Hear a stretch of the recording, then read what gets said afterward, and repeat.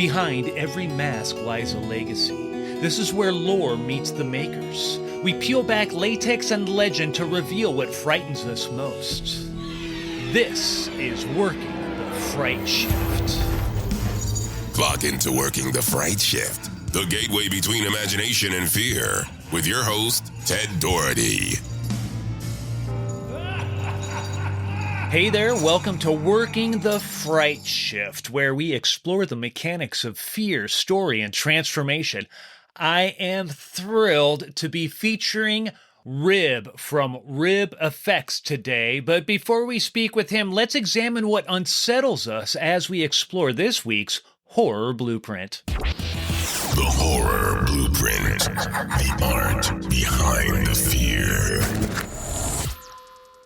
It starts with a dream, a nightmare, a shadowy figure lurking in the dark, a fedora, a striped sweater, a haunting voice dripping with menace, and then the razor-sharp claws. You know where I'm going with it. All right, horror fans, buckle up because today we are diving into one of the most legendary horror franchises of all time, A Nightmare on Elm Street. Wes Craven introduced us to a villain who wasn't content just lurking in dark alleys or creeping through abandoned houses. No, Freddy Krueger took things to a whole new level by invading our dreams. This wasn't just another slasher flick. Nightmare on Elm Street flipped the horror script, blending psychological terror with supernatural horror and giving us one of the most unforgettable bad guys in movie history. But Freddy didn't just terrorize movie screens. He clawed his way into pop culture, theme parks, and even changed the way we think about horror. So today we're talking about why A Nightmare on Elm Street is such a big deal, its lasting impact, and how it's been haunting Universal Studios' Halloween Horror Nights for decades. So first off, let's rewind way back to 1984. Wes Craven had this creepy idea based on actual news reports about people mysteriously dying in their sleep. He turned that real-life nightmare into a horror masterpiece. And just like that, Freddy Krueger was born. But Freddy wasn't your typical slasher villain. He didn't just silently stalk teenagers. He taunted them, he toyed with them, and made sleep itself a war zone. His burned-up face, the striped sweater, and of course, the infamous razor glove. All of it instant horror gold. The movie was a hit, spawning sequels, a crossover with Jason Voorhees, a TV series, and even a remake. But more than that, Freddy cemented his place as one of the most recognizable figures in horror history. So here's the million-dollar question. Why does A Nightmare on Elm Street still hold up today? Well, maybe it's a simple answer. Maybe because it shook up the horror genre in ways nobody saw coming. Before Freddy, slashers were all about masked killers lurking in the shadows. Scary, yes, I loved them, but they became predictable. Then Craven comes along and throws in dreams, something you literally can't escape. And suddenly, the stakes feel way higher.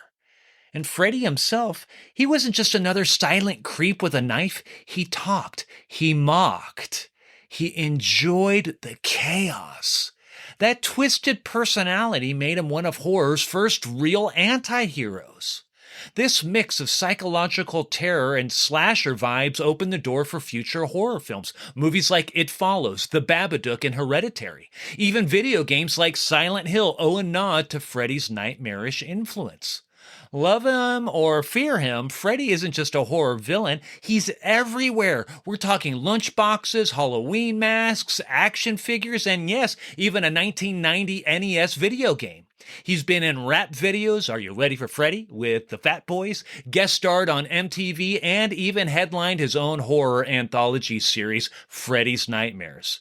And we can't forget Freddy vs. Jason. That movie wasn't just horror, it was event cinema, putting two iconic killers in an all-out fan service brawl. And of course, there's Universal's Halloween Horror Nights, where Freddy has been a staple in haunted houses for years. You can literally step into his nightmare world whether you're ready for it or not. At Halloween Horror Nights in Orlando, Freddy has appeared in, he has hosted, or at least been referenced in the event going back to the beginning. First year, Fright Nights, 1991. Bill and Ted's Excellent Halloween Adventure, 1992-1993. Universal's Museum of Horror, 1998. Halloween Horror Nights X, 2000. Boogeymen, 2001. All Night Die-In, 2003. A Nightmare on Elm Street, Dreamwalkers, 2007. And Freddy vs. Jason, 2015. Whew. That is a ton. Meanwhile, at Halloween Horror Nights in Hollywood, Freddy has been referenced or terrorized guests in Freddy's Nightmare 2007, Terror Tram, Horror Comes Home 2007, Home Sweet Hell 2008, Terror Tram, The Nightmare Tour 2008, Never Sleep Again 2010, Freddy vs. Jason 2016, Titans of Terror 2017, and Titans of Terror Tram, hosted by Chucky 2017. Whew, that's still a lot. And let's not forget Not Scary Farm. He appeared in mazes, and even though it was not officially a Nightmare on Elm Street presentation, Freddy played a major role in their longest-running show, The Hanging. That performance-style horror where Freddy slashed pop culture figures set the blueprint for shows like Bill and Ted's Excellent Halloween Adventure at HHN. Here's the thing. Freddy Krueger isn't just another horror villain. He changed the game. His story evolved with pop culture, keeping him relevant decades after his debut. From his signature fedora and razor glove to his twisted humor and supernatural terror, Freddy is horror history. He's influenced films, TV, games, theme parks, and more importantly, Freddy Krueger changed the way we experience fear, proving that horror isn't just about gore, it's about psychological terror, surrealism, and the power of imagination.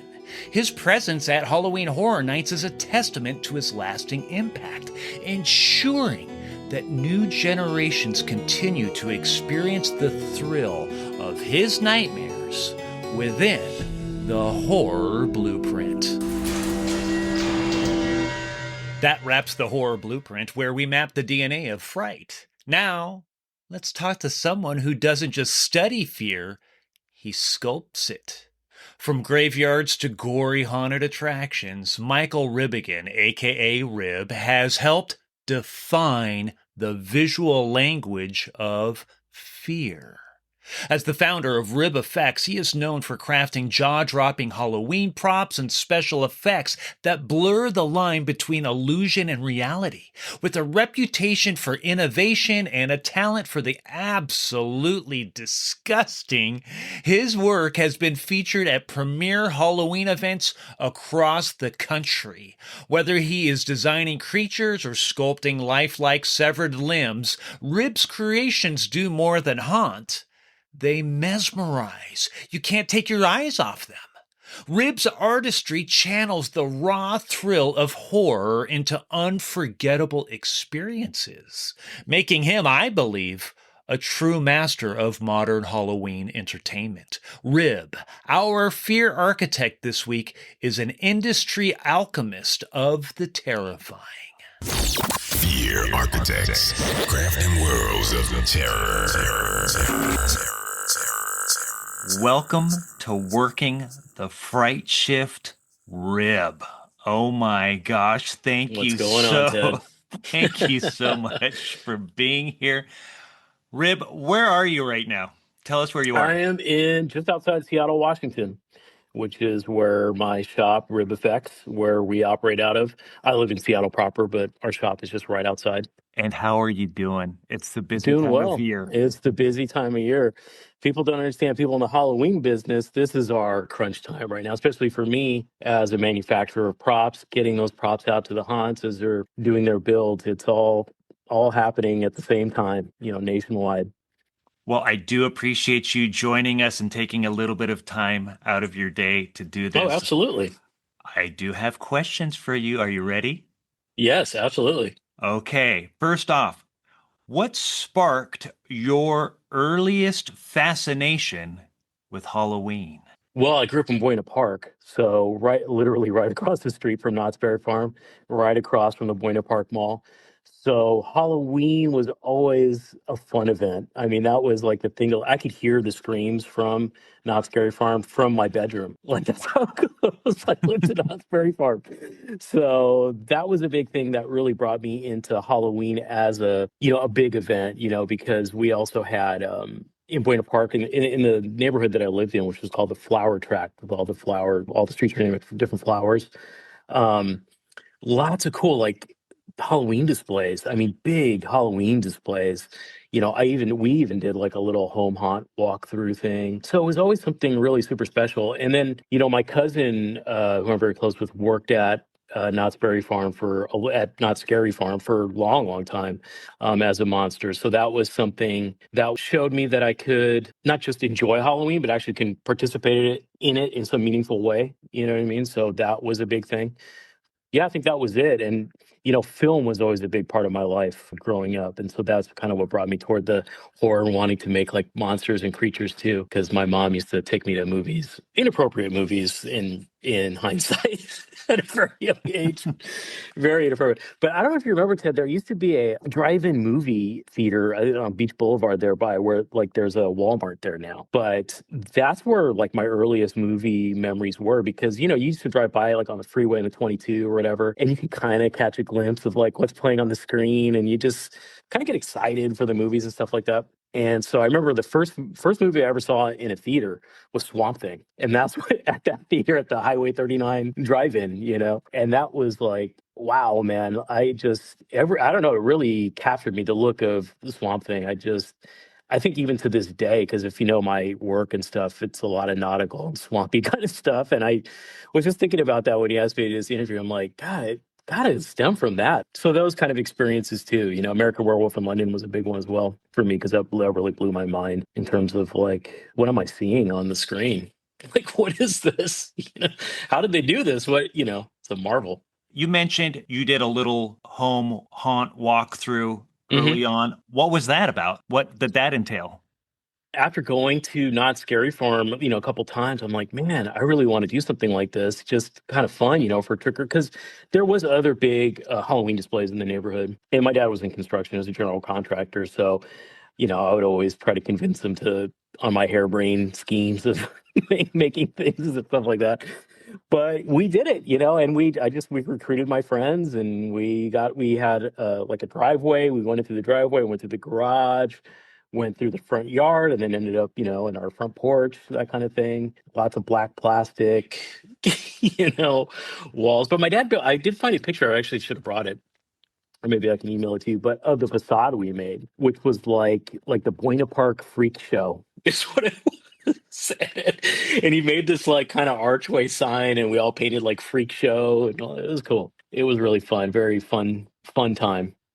Seeing like people line up to go to the haunted house. I mean, that was a trip. That was almost like the coolest thing. I was like, oh my God, there's people like lining up to go to this thing. That was really cool. As you were starting to grow a little bit older, watching more horror movies, which special effects artists or creatives influenced your style and approach? Definitely, Rick Baker, obviously, because American Werewolf in London, the transformation scene as a young kid watching that with no context, or we didn't have the internet and other stuff. I don't know. I had Fangoria magazines or, Cinefex or these types of things. And so I kind of knew, people made the stuff, by hand. And I lived in Southern California, and I knew that they make the movies here. So people that were around me or the working class people that make movies, they do it. And when I saw that, like even at a young age, I knew somebody made that, but I just could not, wrap my head around like how did they do that? And it was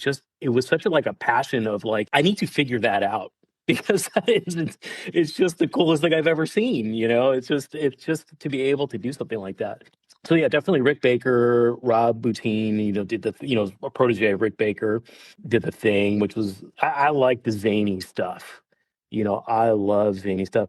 Even maybe on one that's maybe lesser known, this guy Screaming Mad George. who was just zany, man. Like, really out there. There's a movie called Society that I really liked, which, starts off really slow, but when it kicks in and all the effects happen, it's like, what the hell? I mean, if you like The Substance and you watch Society, you're like, holy mackerel, like The Substance is just like a thin, little hair compared to like the zaniness of Society. So people like that, I think the more surreal and kind of outlandish stuff I liked a little more than just your kind of murder kind of stuff, because it just, I don't know, it just spoke to me more on a, I don't know, as a kid how I really conceptualized it, but it was just something more that was interesting to me than just, hack and slash kind of stuff. What was the transition from those early inspirations to actually working and finding the industry and getting your foot in that Yeah, door?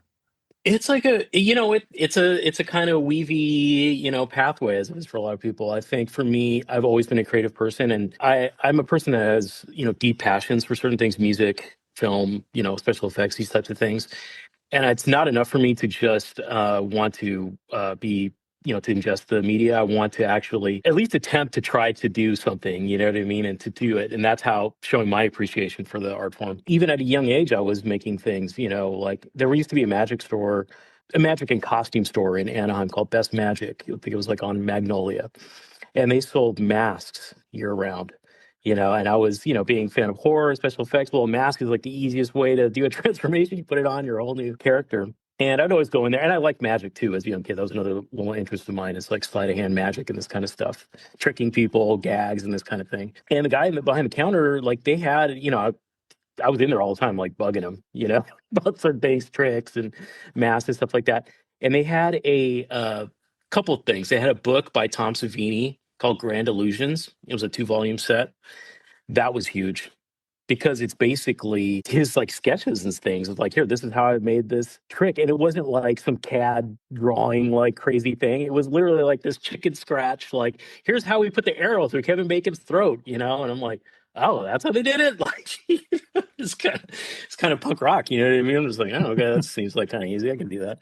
And so that was a big one. And then there was a videotape set of this artist, Michael Burnett, who had these videos. Because I don't know if that was his company name or his shop name, whatever, but it was MBFX. And he put out, how to do put an appliance on, how to, there was a couple of things, gore effects and these types of things, like, so he had that kind of stuff, how to cast things up and things like that. So those were big. And so that's what kind of got the ball rolling. But as I got a little bit older, I got really into music, became a musician, was in touring bands. So that became like the big focus of my life. I spent, over 20 years of my life as like a touring musician and playing, and then that's a hard life. And that's what took me up here to Seattle, I was in a band in LA that broke up, came up here to Seattle to go, I'm going to try a different area to be a musician. That's a little bit more, I don't know. I just like the vibe up here, when we were touring, and the Pacific Northwest was somewhere I really liked.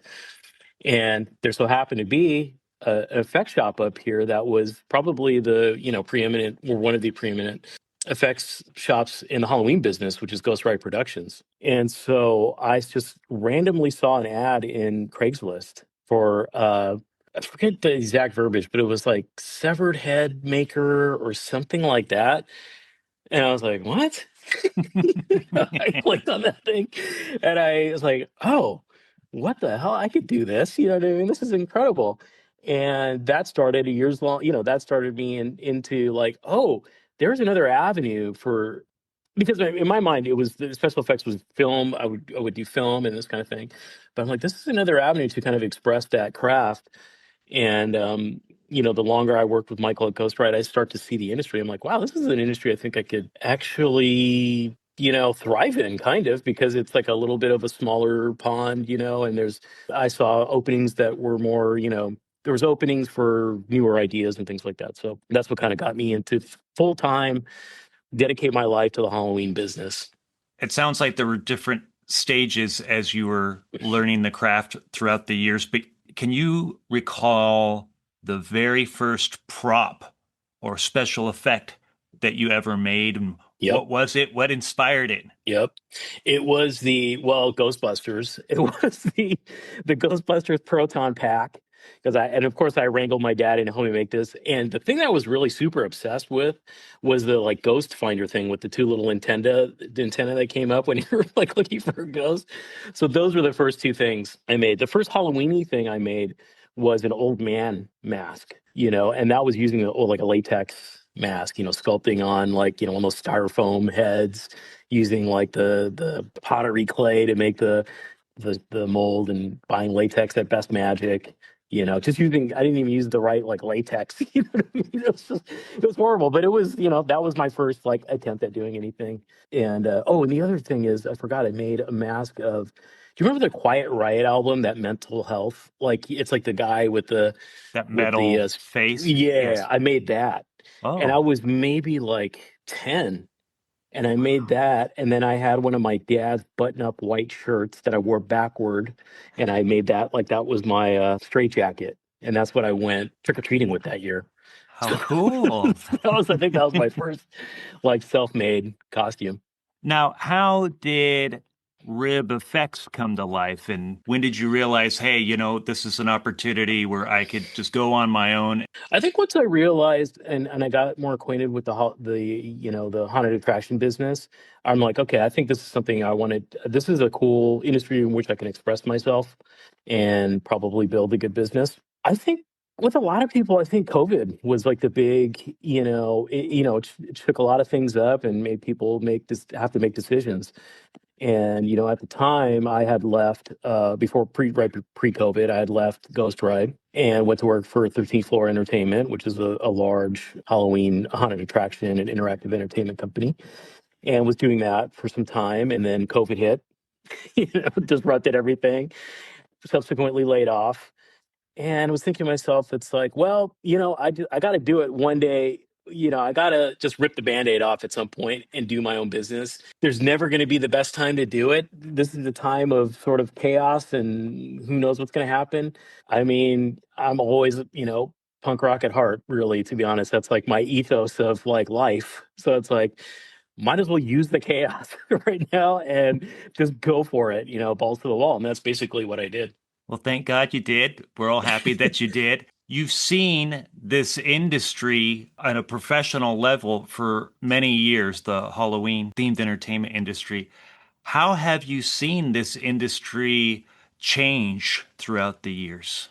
Well, I've definitely seen it grow, and really is the professionalism of haunted houses. I think has gotten better, and I think that is due, partly due to companies like 13th Floor, that has shown like, hey, you can do this haunted house. They weren't outsiders necessarily, you know what I mean? They came from the haunted industry, then grew this sort of successful kind of business, and I think that showed like, hey, other haunted houses, maybe we can have a little bit more of a professional presentation, do these kind of, be more like a theme park essentially, more professional business. So in some regards that's good. In some regards, it's a give and take a little bit. So I've seen that. But I just the sophistication of haunted houses, it's like, it's just gone up so much, and I think partly it's due to just a different generation coming in. I definitely feel I don't know how you feel about it when you go to Transworld. There is a shift happening, I think, in on the vendor floor. There is a new generation of haunt owners, vendors kind of coming in, and there's changing up the vibe of the industry, really. I mean, I think themes are more sophisticated.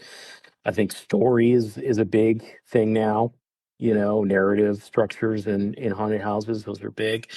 So all the, rather than just like, here's the zombie room, here's the clown, and it's just one thing right after another. It's Michael at Ghost Rider used to call haunt stew, Yes. I call and it a it's just a I call it a hodgepodge. yeah, yeah, and it's like in some ways like that's good. I'll give you an example. Is there's a haunted house in Utah, Nightmare on 13th, which is I mean it is a haunt too, and I'm not saying that in a derogatory way. It's like it's like a different theme one right after the other. It's not really so much of like a huge narrative thing throughout it, but it's just done so well that you're just like, wow, like everything is like the pinnacle of like what you like the highest end of like, here's a classic room from a haunted house, but here's done to like the highest level that you could do it, basically. You know what I mean? So in that regard, it's cool. It's really awesome, to be able to see all those different themes. But I think a through narrative, that's a big thing that's happening in haunted houses now.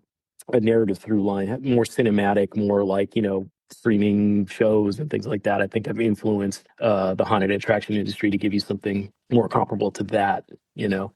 Now, I have a question for you because you've been in the industry for a while. What is one project or event where you saw your work featured that felt especially meaningful or surreal to see? Well, right off the top of my head is at Not Scary Farm for sure to have stuff there, but, because that was basically, what started that, the love of haunted attractions. So to be able to be a part of that, and especially doing the 50th anniversary of Haunt and getting to do, we did the Seymour likeness for the museum, amongst a bunch of other things. But that, getting to do that, being able to bring my elderly mother to see it, which is cool because she's the one that brought me. 1987 was my first, Halloween haunt. She took me, he's holding me by the hand, dragging me through the mazes and things like that. So that was really cool. That was probably the coolest moment, because it just was kind of a full circle type thing.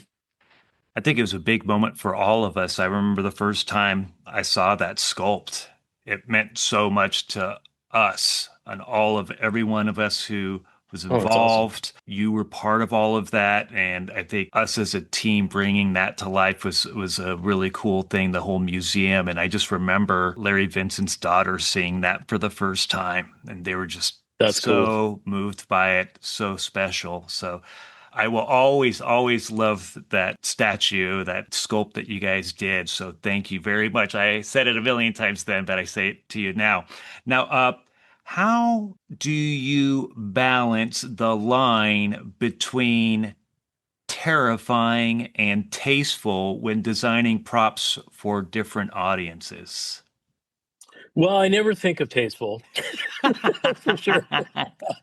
That's I forget. I don't know who said it, Picasso or something. It's like good taste is the chief enemy of art.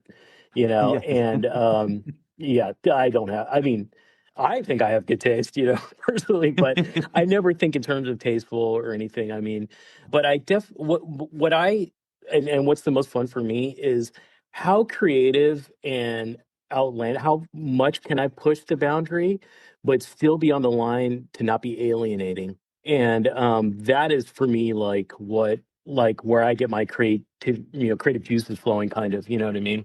It's like where how cool can it be? How different can I be? How original can I make this character and a vision of what I truly want to do?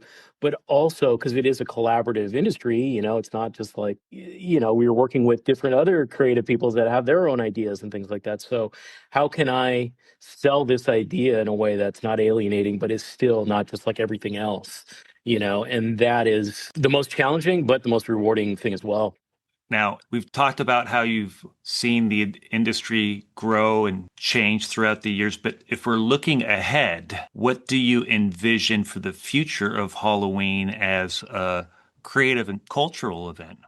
Honestly, and I'm trying to be hopeful in this day and age, but it is very difficult. But I think it's only going to grow because I think, with social media and now the rise of AI and these types of things, we've been so atomized, so we've lost like, what they call the third space, which is like, movie theaters, going to the ballpark, these types of things are shrinking. I think once AI especially becomes more prevalent in our sort of media diet, I think there will be more of a shift to those third spaces where we are together as people to have real experiences. And I think there will be a renaissance of traditional things like Halloween events, Christmas, these types of things where people actually come together for real to experience something real, because I think we will be so starved of that. It's almost will be an important function in society to keep these sort of things going. Concerts, these types of things will only get bigger, and I think there'll just be more clamoring for that togetherness of people. So at least that's what I hope. You know. But I think so. Yeah, no, I agree. I hope so. I'm optimistic about that. Now, just a couple more questions before we wrap it up. Hmm. Everybody's path is a little bit different, but just generally speaking, for somebody who's looking to work in this industry, particularly the special effects, creative design portion of it, what words of wisdom could you pass on to them? I think just do it.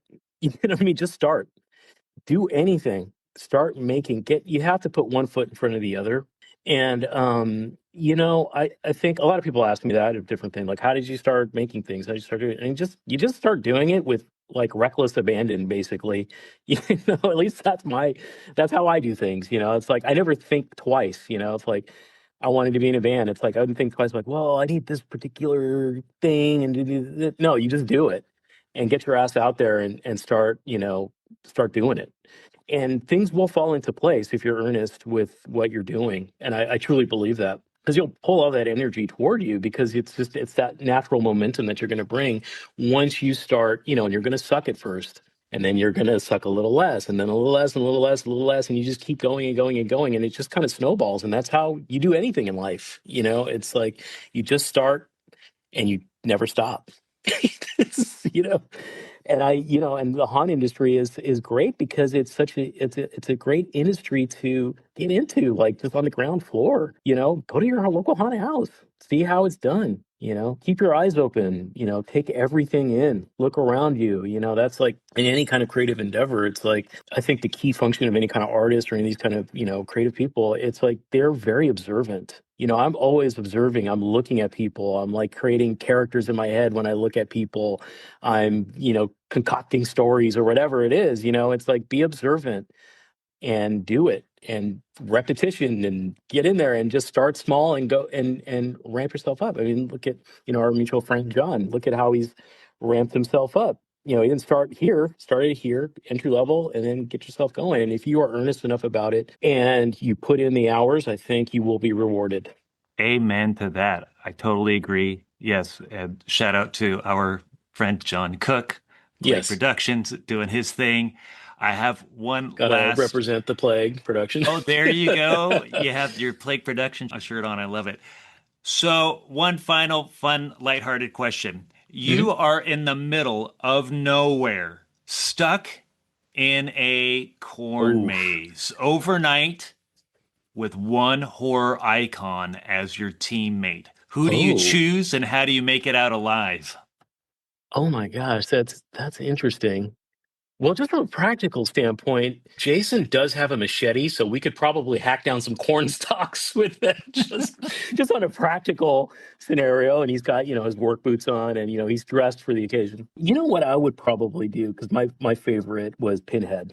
Mhm. From- Yeah. and we just sidestep the corn maze altogether and just bring me to Leviathan or whatever. We don't need to that's I'll just become one of the Cenobites. Wonderful. Rib, thank you so, so much for working the fright shift. Thank you, my Absolutely. friend. Thank you, Ted.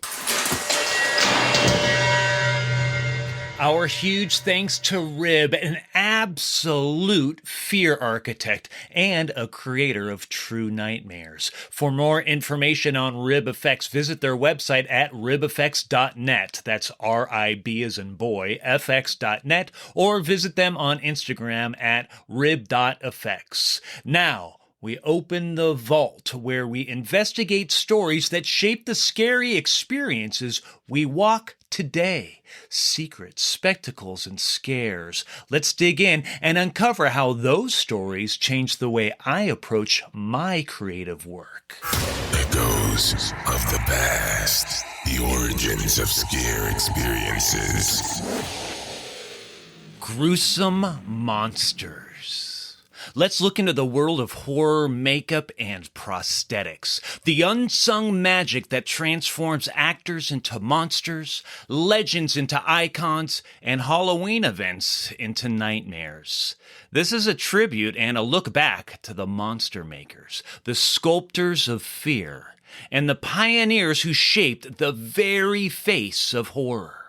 We have to start with the original master of transformation, Lon Chaney Sr., the man of 1,000 faces. Born in 1883, Chaney wasn't just an actor. He was a self-taught makeup genius. In The Hunchback of Notre Dame, 1923, he contorted his body and used painful prosthetics to become Quasimodo. Just 2 years later, in 1925, The Phantom of the Opera. He created the iconic, ghastly look of Eric using wire, cotton, and collodion.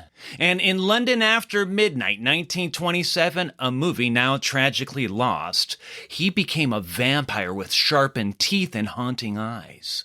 Chaney didn't just wear makeup. He embodied it. He wrote the Encyclopedia Britannica entry on makeup in 1929. That's how foundational he was. After Chaney's death in 1930, the torch passed to Jack Pierce, a Greek immigrant who became Universal Studios' monster maestro. Pierce gave us the flat-headed, bolt-necked monster in Frankenstein, 1931, the bandaged terror of the Mummy, 1932, and the snarling beast of the Wolfman in 1941. His process was grueling, hours of cotton, collodion, and spirit gum. But the results were iconic. Pierce didn't just create monsters, he created mythology. Then came Bud Westmore, part of the legendary Westmore family. As head of Universal's makeup department, Bud oversaw 450 films, including Creature from the Black Lagoon in 1954. Though he was credited, the creature's design came from Millicent Patrick, one of the first women in special effects. Patrick, who started as a Disney animator, sculpted the Gill-man's head and helped define the creature's eerie elegance. Her contributions were nearly erased from history, but today we honor her as the true beauty who created the beast. Her story is outlined in the book The Lady from the Black Lagoon by Mallory O'Meara. Fast forward to the modern era, and we meet V. Neal, a 3-time Oscar winner for Beetlejuice, Mrs. Doubtfire, and Ed Wood. V shattered glass ceilings in a male-dominated field, creating everything from Johnny Depp's Edward Scissorhands to the Capitol citizens in the Hunger Games. She also trained the next generation through her school, Legends Makeup Academy. Then there's Dick Smith, the godfather of makeup. He aged Dustin Hoffman in Little Big Man, transformed Linda Blair in The Exorcist, and mentored a young artist who became one of the greatest of all time, Rick Baker. Baker would go on to win a record 7 Oscars, starting with one of my favorites of all time, An American Werewolf in London from 1981, where he revolutionized transformation scenes with animatronics and foam latex. And then there's Tom Savini, the godfather of gore. Born in 1946 in Pittsburgh, Savini was inspired by Lon Chaney and the film Man of 1,000 Faces. But his artistry was forged in fire. Literally, as a combat photographer in the Vietnam War, Savini witnessed real-life carnage, which deeply influenced his approach to special effects. His work includes the original Friday the 13th, my favorite zombie movie of all time, the original Dawn of the Dead, Creepshow, and countless others. And we can't forget Greg Canham, a 5-time Oscar winner who transformed Gary Oldman in Dracula, Robin Williams in Mrs. Doubtfire, and Christian Bale in Vice. But before the gold statues, Greg was a monster at Knott's Scary Farm in the 1970s, creating creatures and scaring guests at the event. That's where it all began for him. And speaking of Knott's, we need to mention Gene Witham, Scary Farm's first makeup artist. Gene trained under Johnny Chambers, the genius behind Planet of the Apes from 1968. In 1973, Gene used leftover prosthetics from Planet of the Apes to create the first monsters for Knott's Halloween Haunt. That's right, the same techniques used in Oscar-winning films were used for the first Ghost Town Scare Zone monsters at Knott's Scary Farm. Today, the legacy lives on. Universal Studios Orlando celebrates it with their horror makeup show, and at Epic Universe, guests can become monsters themselves at the Darkmoor Monster Makeup Experience. They can choose from Dracula, Frankenstein's monster, and many more. And for me, well, I lived it. As a werewolf at Knott's Scary Farm for many years, I was life casted, my face molded in alginate, then I was cast and plastered to create a perfect replica. That cast became the base for my prosthetic, which was glued to my face every single night. Some monsters at these events wear 2D makeup, airbrush, or pancake, but I've always preferred prosthetics or masks because to me, they erase the human element. They let the monster take over. Companies like Immortal Masks and McGee Effects carry the torch passed by the legendary Dawn Post Studios. They create mask masterpieces for events like Universal's Halloween Horror Nights. And when I create attractions today, we insist on high-quality makeup and masks because when the illusion is flawless, well, to me, the fear is real. Makeup and prosthetics are not just tools, they are storytelling devices. They allow us to believe in the unbelievable. They let us see the monster, not the human. And every scream, every gasp, every wide-eyed child at a haunt. They owe a debt to the artists who came before, from Chaney to Canham, Smith to Baker, Patrick to Neal, from Dawn Post to Immortal. So, the next time you walk through a haunted maze or watch a creature crawl from the shadows, remember, someone sculpted that fear. Someone painted that nightmare. And that, my friends, is the true magic of horror, glued to the echoes of the past.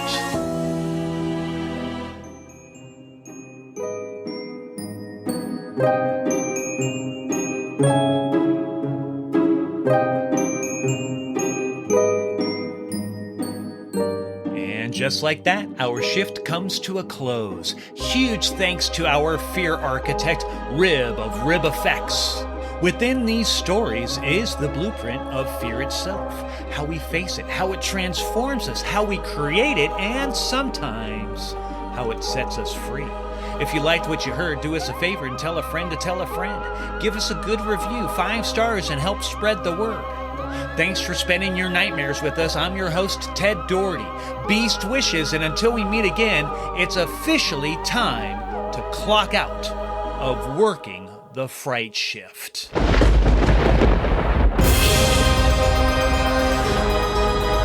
Working the Fright Shift is written and produced by Ted Doherty. No portion of this recording may be reproduced, distributed, or transmitted in any form or by any means without the prior written and express permission of the producer. All opinions expressed in this recording are solely those of the individuals and do not necessarily reflect the views of the producer or affiliates. For more details, visit www.workingthefrightshift.com. Copyright 2025, Ted Doherty, all rights reserved.